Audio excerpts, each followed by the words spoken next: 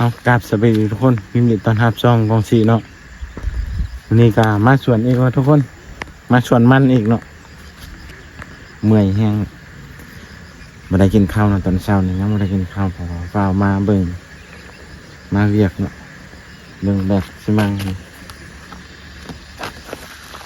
2 ตอนมาแทกดินเนาะเจ้าของดินอยู่ข้างๆดินเขานี่แหละเขาสิมาขายดินเนาะอยู่ข้างๆทั้งนี่แหละเขาสิมาขายดินให้เอาเพราะว่าเขามีเวียกจำเป็นใช้เงินเนาะเขาก็มาขายดินให้เอาอยู่ท่านเขาก็ขายหมดกันเนาะเขาขายให้คนอื่นแต่อยู่ข้างๆเขาก็อยากได้เพราะว่าอยู่ใกล้ๆดินเขาด้วยเนาะเขาก็ซื้อเห็ดสวนเห็ดหลายแนวน่ะปลูกไม้อย่างนี้แหละปลูกไม้ปลูกอย่างเห็ดหน้านี่แหละเนาะเห็ดสวนมันนี่แหละถ้าเขาบ่ซื้อเขาก็ขายให้คนอื่นเพราะว่าเขาต้องการเงินเนาะเพราะว่าเขาต้องการเงินเขาไปเนี่ยเดี๋ยวเขาสิพาทุกคนไปเบิ่งเนาะคนละอยู่นั่งคนเบิ่งสวนมันสิ่งใดเขาสิทายทุกคนเบิ่งเนาะพอทายให้เป็นหลักฐานให้เขาเบิ่งได้ย่านเขาเท่าแล้วเนาะเวลาเขาซื้อเขาทายจากนั้นเวลาเขาเท่าเป็นอะไรแนวเราเดี๋ยวมีหลักฐานเบิ่งเนาะเขาก็เท่าแห้งเลยเท่าแห้งเลยเขาอายุบูจักปีเขาซื้อคันนี้แบบไปเนาะเป็นเจ้าของเขาเท่าแหละคันนี้แหละไปทำพุ่นกระดิ่งเท่าแหละลากนี้ไปใหม่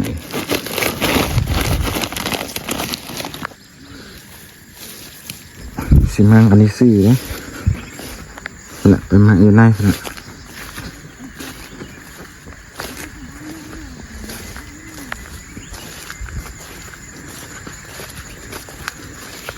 เท่าแล้วเขาขายดินมัดบ่มีดินกินเลยเท่าปากนานก็ขายดินเฮือนดินนาเขาขายมัดเขาก็ซื้อแค่นี้ละอยู่ข้างๆดินเขา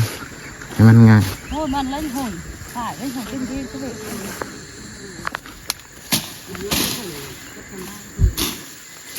ปะบนนี้ละ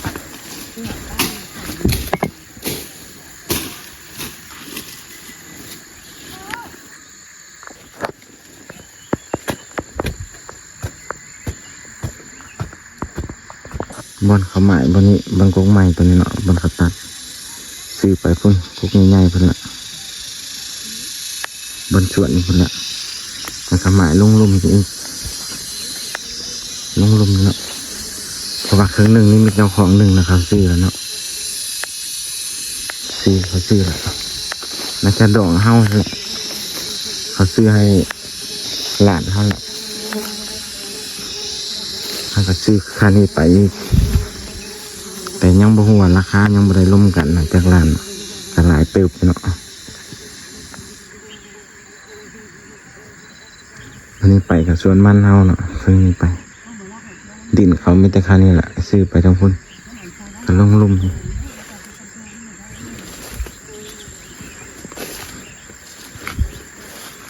ถ้านำขึ้นนี่โอ้ไถนาหมดนี่แหละอันนี้นำบ่ขึ้น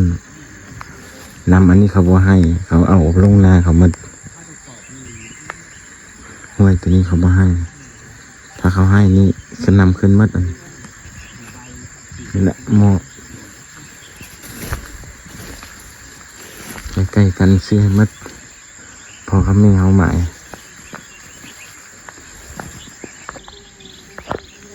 มันก็งามขนาดสดมัน